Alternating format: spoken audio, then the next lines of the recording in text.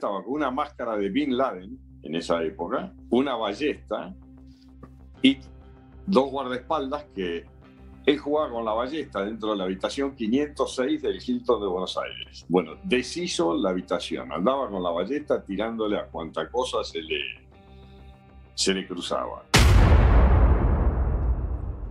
Después, en otra oportunidad, fuimos a la cancha de Boca antes de la despedida, creo que jugaba Lanús y era un martes, y él directamente no podía hablar, en el ascensor balbuceaba, es decir, estaba arruinado, pobrecito. Lamentablemente, eso era así. Un testigo contó cómo Diego Armando Maradona vivió la semana previa a su despedida de fútbol. Tenía una máscara de Bin Laden y una ballesta. Además, en el programa de Miami volvieron a tocar el tema Maradona. Que fue una estafa. Le vendieron a los argentinos que Maradona se estaba curando en Cuba y que no consumía drogas, y en un país donde la droga es muy difícil que entre sin permiso del gobierno, pues él la tenía a raudales. Ajá. Efectivamente, y de hecho lo prueba cuando él regresa a este partido homenaje que le hacen en el otoño del 2001. Lo que cuentan las personas que estaban allí con él es que estaba completamente fuera de sí. Bueno, esta historia de la ballesta que va disparando a diestra y siniestra, dicen que acabó con el hotel.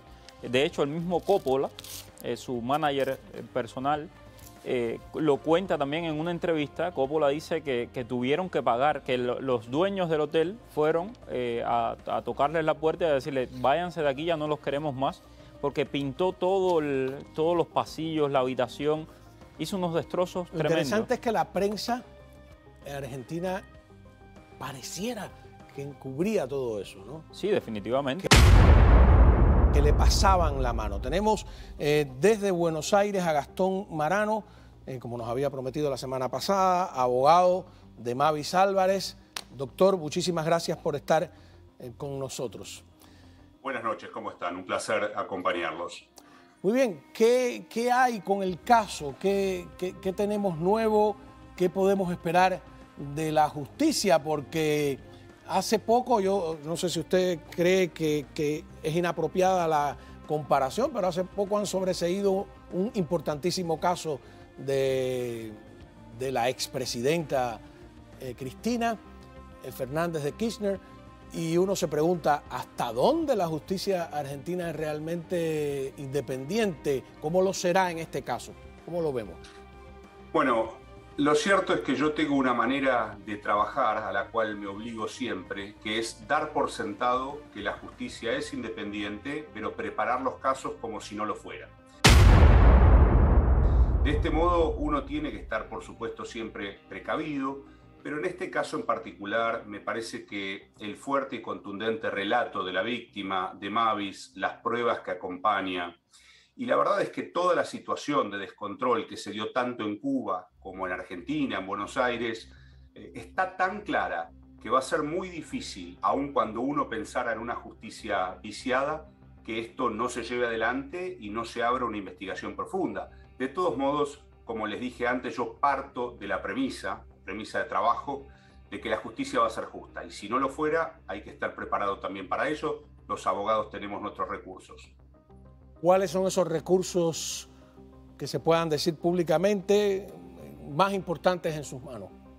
Bueno, aquí la primera cuestión es que todo lo que pueda decidirse en torno a esta causa en la primera instancia, que aquí llamamos de instrucción, tiene una vía de apelación, de modo que si alguien quisiera hacerse el desentendido con esta causa, no proveer a la investigación, archivarla sin más trámite, la primera herramienta que tenemos está adentro del sistema, y es la posibilidad de que esto sea revisado por otros jueces. Si eventualmente uno sintiera en una causa tan justa como esta, que aún así hay presiones, hay poderes, hay movimientos que exceden lo que debiera ser el ámbito de la justicia, no hay mayor garantía de transparencia en una sociedad democrática que el conocimiento de la sociedad sobre un caso. Por eso es importante que este caso se informe y se sepa, que la sociedad pueda saber lo que pasó y tome una postura. Los jueces generalmente no desoyen eso.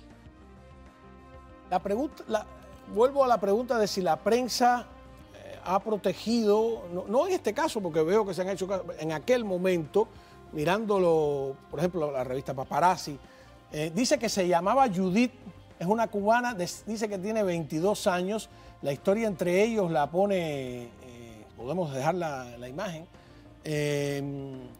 no, lleva 2 años. Ajá, ¿qué piensas tú de eso? Bueno, primero, esta es la prensa de la época, pero además los corresponsales extranjeros que estaban acreditados en Cuba sabían perfectamente lo que estaba pasando. Los periodistas argentinos que visitaban a Maradona en Cuba sabían lo que estaba pasando, porque era Voz Populi. Si en Cuba, que no había prensa libre, los cubanos sabían lo que sucedía con Maradona. Imagínense la prensa internacional. Y nadie publicaba nada de esto. Cuando algún que otro periodista valiente publicó lo que estaba pasando, lo atacaron y lo acusaron de mentir, de difamar, etc. Entonces, definitivamente, con la figura de Maradona, como con la figura de Fidel Castro, con la figura de estos grandes íconos de la maldad, del deporte, de la política, de lo que tú quieras, pero son íconos. Ajá, entonces, o iconos, como quieras pronunciarlo. Pues hay digamos que se le pasan la mano, no cuentan toda la información.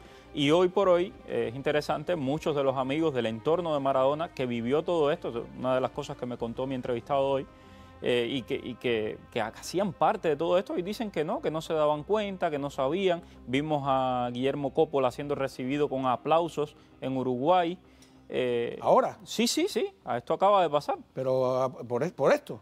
Bueno, no por esto, pero una persona que está en pleno escrutinio público, que se está hablando de un caso tan grave como el abuso a una menor de edad y que sea recibido con aplausos. Pero, doctor, llamativo. Eso es típico, hemos visto en casos de celebridades de la música o de otras ramas públicas o del saber o de lo que sea, que han sido acusados de cosas parecidas, que sí, que sus seguidores los siguen, valga la redundancia, y les protegen hasta el final, ¿no? Sí, por supuesto. Ahí hay 2 temas que me parece que es interesante tocar. El primero, por el que fueron ustedes, tiene que ver con la prensa y el rol de la prensa. Ustedes vieron ahí un medio que decía que Mavis no se llamaba Mavis, se llamaba Judith, y que no tenía 17 años, tenía 22. Claramente ahí hay una intencionalidad.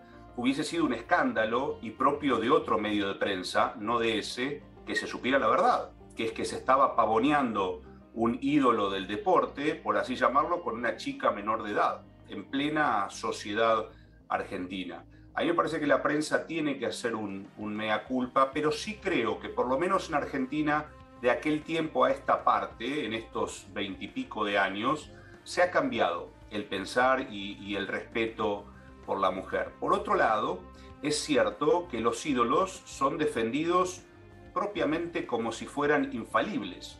Esto es el fanatismo que arrastran sujetos como Maradona.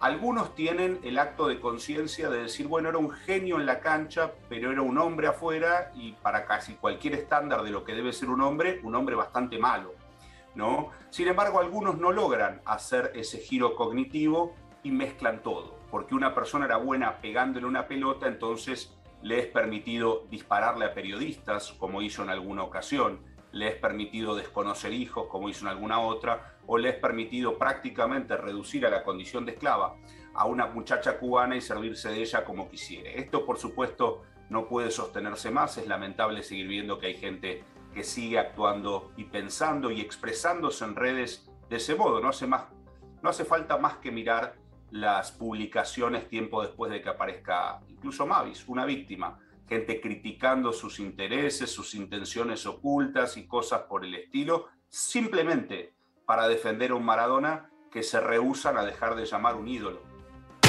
Estas noticias y muchas más, sí, ¿dónde la vas a encontrar? Acá, en Notivisa. Así que te invito a suscribirte. Dale, haz lo que es gratis por ahora. Te mando un cordial saludo desde acá, de Josepa para el Mundo. Chau.